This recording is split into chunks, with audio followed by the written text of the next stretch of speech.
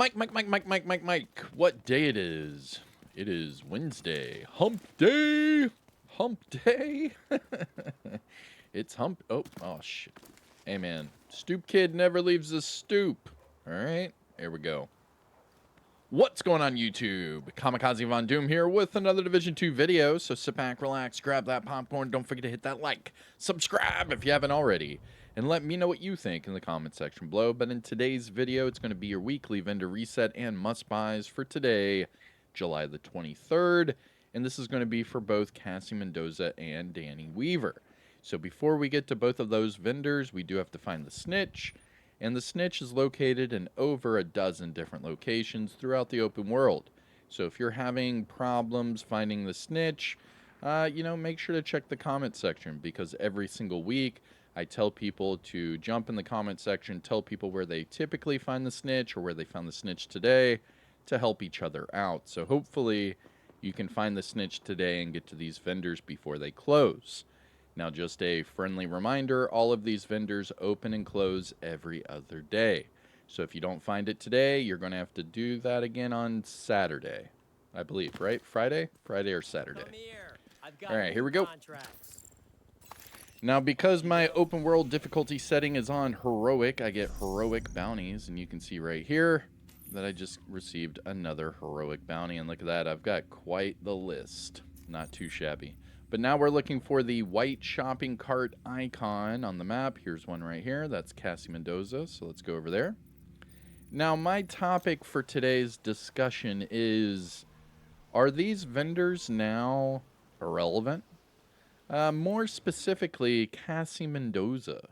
Do you guys think, or do you agents think, that Cassie Mendoza is irrelevant now? And the reason why I say this, all right, so hear me out. The named items that Cassie sells, the first two, they're just copy and paste from the countdown vendor. So the top 2 named items every week from the countdown vendor are the same top 2 named items with Cassie Mendoza. So it's a complete wash right there, right? Well, the next part is the other named items. So the top 2 named items are copy and pasted from Countdown, where the other named items are actually just hunter items.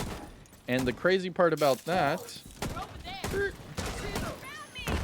we go. Let's see. See if that'll take him out. Nice. Look at that. Skill build versus Chunga. Let's go. What was I getting at? Oh yeah, the named items. So the top 2 named items are just copy and pasted from Countdown, where the other named items are now just irrelevant because we have all the blueprints. So what do I mean by that? Well, as I'm running over here to Cassie Mendoza, let me just remind you that Cassie Mendoza typically would sell all of the hunter items, and every week they would be with different attributes. But now that we have all of the blueprints, it doesn't matter.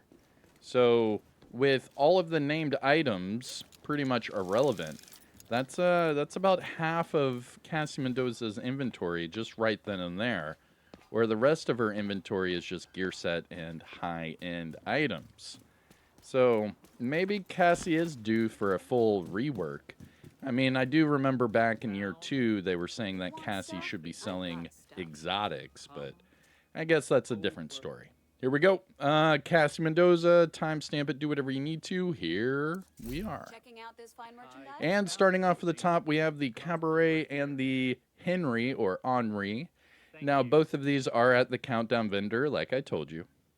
Now, the first one, the Cabaret, this is the named SMG with Perfect Thunderstrike, and this one with Stability.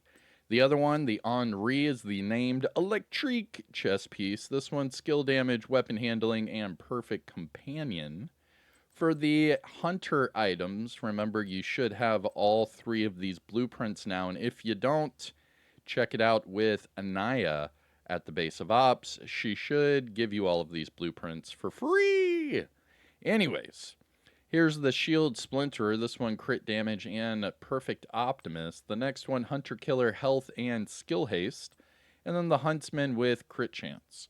Now, the reason why I'm going through these so quick is that these are all irrelevant now. None of these items matter because these top 2 named items you can get from Countdown. Pretty simple. These bottom 3 named items you can just craft because you have the blueprints from the crafting station. So I'm not sure even why we should have these items to sell now if everyone has the blueprint. You see what I'm getting at?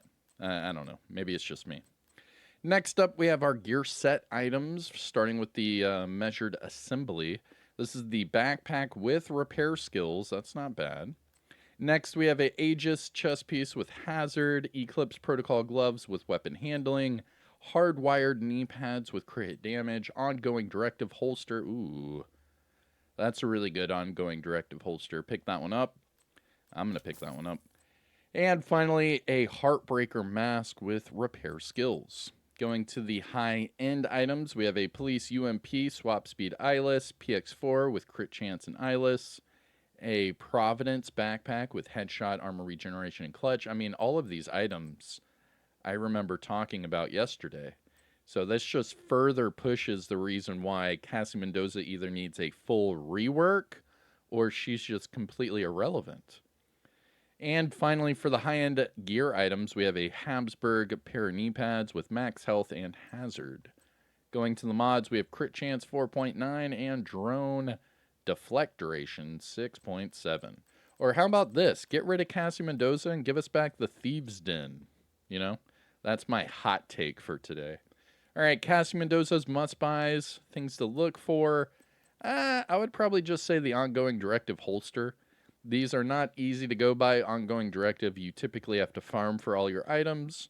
And this one's not bad. Change the weapon damage to an armor core, and you're good to go. All right. That is it for Cassie Mendoza. Let me know what you think about that whole discussion piece. What would you do with Cassie Mendoza and this entire vendor situation? But now that we are done with that, we need to look for Danny Weaver.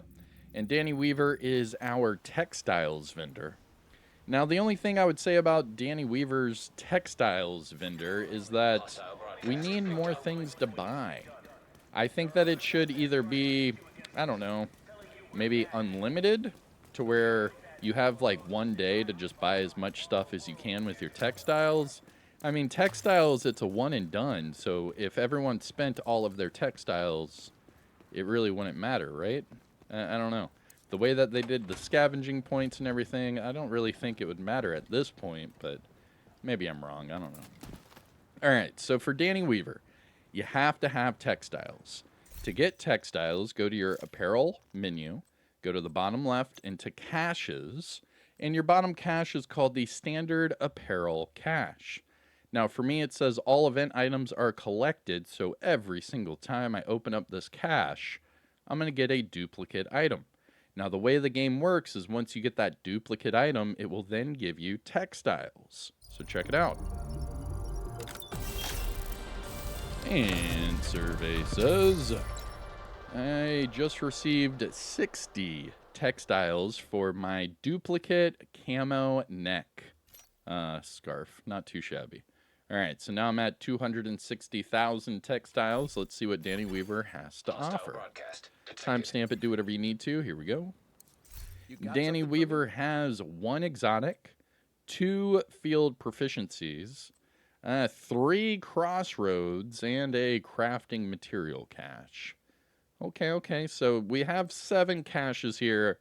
However, only one of them really scratches that itch with the exotic. Now, when you buy these items, make sure that you look at your textiles number and that it's actually subtracting. There we go. Yep, it is working.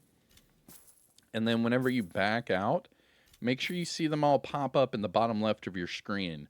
It might be delayed, but just check it out, okay? I appreciate the trade. So you can see how the caches are slowly popping up on the screen on my left. Oh, and it only showed the crossroads at the end there. All right, let's see. We should have 7. We do have 7. All right, not too shabby. Now let me know what you get from the exotic cache. That's the only one I really care about. Let's see what we get. I just got the BTSU gloves. All right. Well, that is it for your Cassie Mendoza and Danny Weaver weekly vendor reset and must buys. What do you guys think? Should Cassie Mendoza be completely reworked? Should she be removed? Should we get the Thieves' Den back? Let's discuss. I'm Kamikazevondoom. I hope you have a great day. Take care of yourself. I'll see you in the next one, all right? Peace out.